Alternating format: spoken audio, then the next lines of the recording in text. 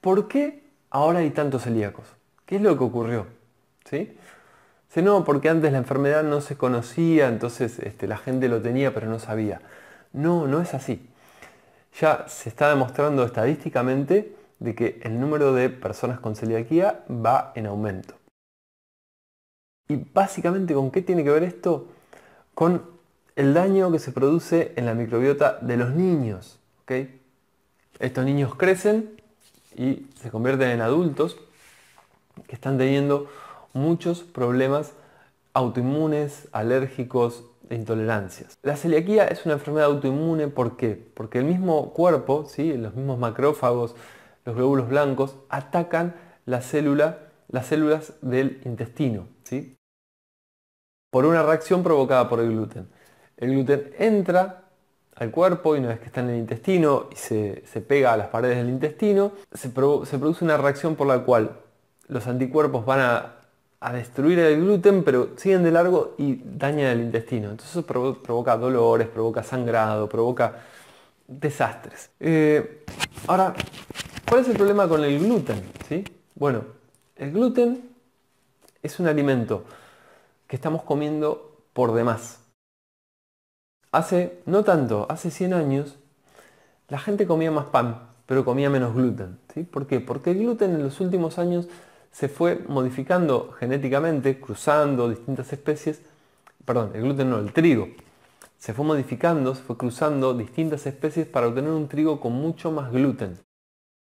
Porque el gluten en realidad es una proteína. Entonces, y como el pueblo come mucho pan, ¿sí? Y hay que aumentar los niveles de proteína en la población, la mejor forma que se les ocurrió era hacer un trigo más proteico, con más gluten.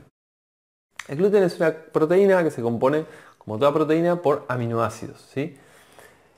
Y dos de ellos son la gluteína y la gliadina, que si están separados no son tan lesivos, ¿sí? Ni provocan reacciones inflamatorias. Por otro lado, el gluten, y ocurre también con la mayoría de las plantas, ¿qué pasa? Las plantas no quieren ser comidas, al igual que los animales. Pero el animal puede correr, el animal puede morder, puede atacar de alguna manera, en tanto que la planta está quieta en su lugar. Entonces, ¿qué hace la planta para evitar ser comida? Produce toxinas, ¿sí? Por ejemplo, los pimientos que pican tanto, ¿sí? Esa cosa de que piquen hace que los animales no quieran comerlos, ¿sí? El único irracional es el humano que le gusta comer picante. Pero cualquier otro animal no quiere comer un pimiento picante. ¿Ok? Entonces fue la forma que encontró esta planta para evolucionar y hacer que no se la coman. Bueno, el gluten de alguna manera también produce reacciones inflamatorias en nuestro cuerpo. Y es la forma que encontró el trigo de evitar que se lo comieran en su momento. Pero bueno, de alguna manera nos hemos acostumbrado, nos hemos ingeniado. Pero lo que tenía el pan en la antigüedad era la fermentación, ¿sí? Por eso yo les voy a enseñar a hacer el pan de masa madre. Cuando dejamos fermentar por acción de lactobacilos, por acción del agua, por acción de bacterias, el grano de trigo, el gluten se separa en gluteína y gliadina.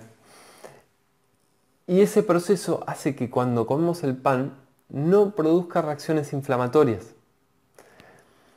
De hecho, hay pacientes con celiaquía que se les ha dado en un estudio que se hizo en Italia pan de masa madre y no han presentado las reacciones, ¿sí? Que tienen frente al pan común. Estos procesos de fermentación, ¿sí? Como les contaba en la clase anterior sobre la historia, cómo aparecen los primeros fermentados, la cerveza, el vino, ¿no? Esto que queda en remojo, se modifica por acción de las bacterias y es un alimento distinto. Bueno, con el pan pasó lo mismo.